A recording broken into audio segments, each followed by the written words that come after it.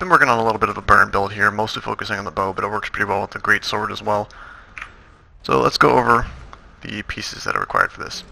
So I'm using a Rampager's set here, but I'm going to upgrade this to Sinister. So when you actually build this build, should you decide you like it, go for Sinister. The rune set we're using is Balthazar, due to the extra condition damage and burning duration. Our weapons are going to use Sigil of Smoldering and Accuracy. The Accuracy gives you a better crit, so you can proc something that's in our trait line. And again, the Smoldering gives further duration to your burns. Where is it? Yeah, as of right now, the condition duration doesn't seem to be working.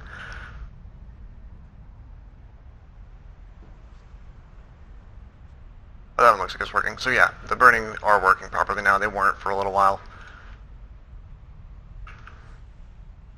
So let's go into our specializations and the traits associated. We have Virtues, Radiance, Dragon Hunter. We're going with Master of Consecrations here because your consecrations are important for your damage output. I'll explain why in a minute. Second one, trait will be Supreme Justice. It causes your justice to burn more frequently. Instead of 5, it goes down to 3. Your Permeating Wrath here is makes your virtue do a splash. So where those little fucks at?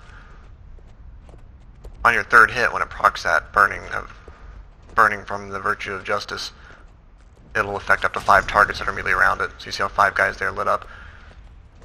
Pretty good stuff. So going down, that's virtues, going down to radiance here. Got inner fire. When your opponents get stacked over the threshold, which is 3, you get fury for 8 seconds. 8 seconds is pretty good. And it raises your critical by another 20%, and as you can see, my critical's already pretty high, so your critical's going to go from near 70 to near 90 because of that. For 8 seconds, you're pretty much going to be critting the entire time. When you crit, it has a cooldown, I believe. But yeah, 10-second cooldown. You'll proc Radiant Fire, or Zealot's Flame because of Radiant Fire, which raises your burning duration by another 20%, and it puts a little flame around you. I can get it to proc real fast. Put a little flame around you. Anything that gets near you when you're doing that will catch fire.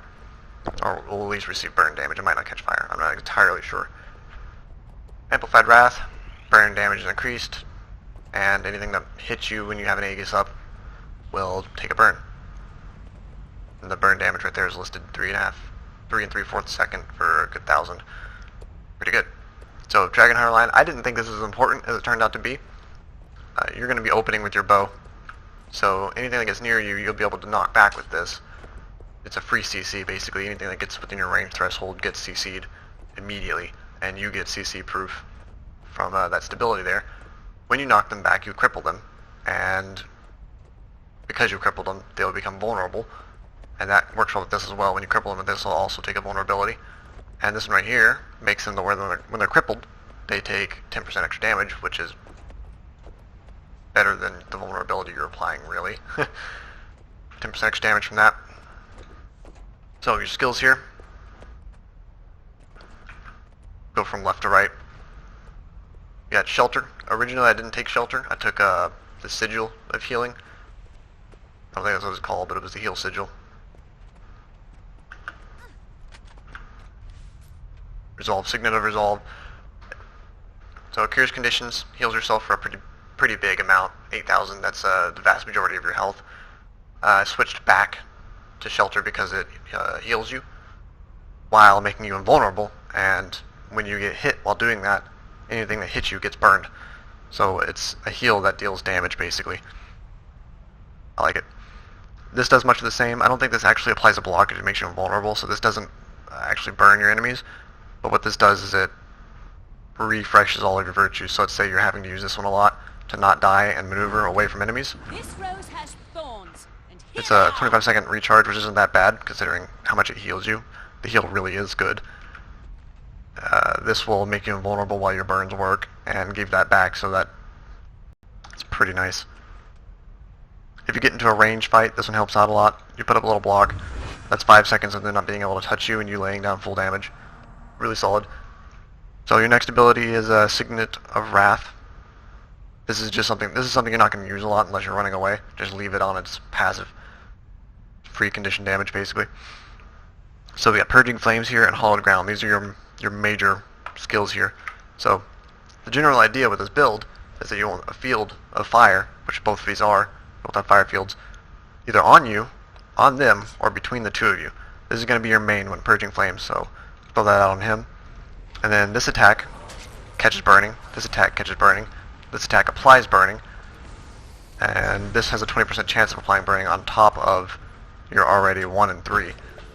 So if that procs often enough, you can stack up. I think the highest I've seen in my bow was 9 on that rotation that I just showed you.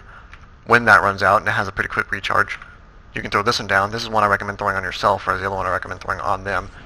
This one lasts longer. It's pretty big. Glorious combination of skill. And again, your outgoing attacks will burn the enemy. And it lasts a lot longer, so your rotation is longer. So that's a general idea. Your Hollowed Ground here makes you CC proof more or less, and your Purging Flame burns the shit out of them. Good stuff. Your second ability here is your Great Sword. And this is going to be your main ability with this, as well as this. So you're going to do the same sort of thing. Put that down on them, fly in to pick up this Fire Aura bubble here, and then spin around in a circle. So that was 9 burn right there. This is really effective, but it puts you in close. You can do it if you want. This is more of the burst side of it, whereas the bow is more of the sustain side of it. If you feel like using the sword more than the bow just because it's so bursty, be my guest. There's a reason I'm carrying the damn thing.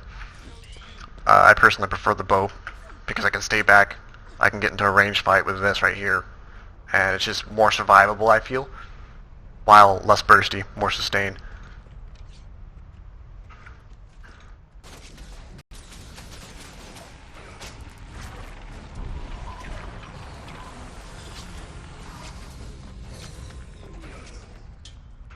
Yep.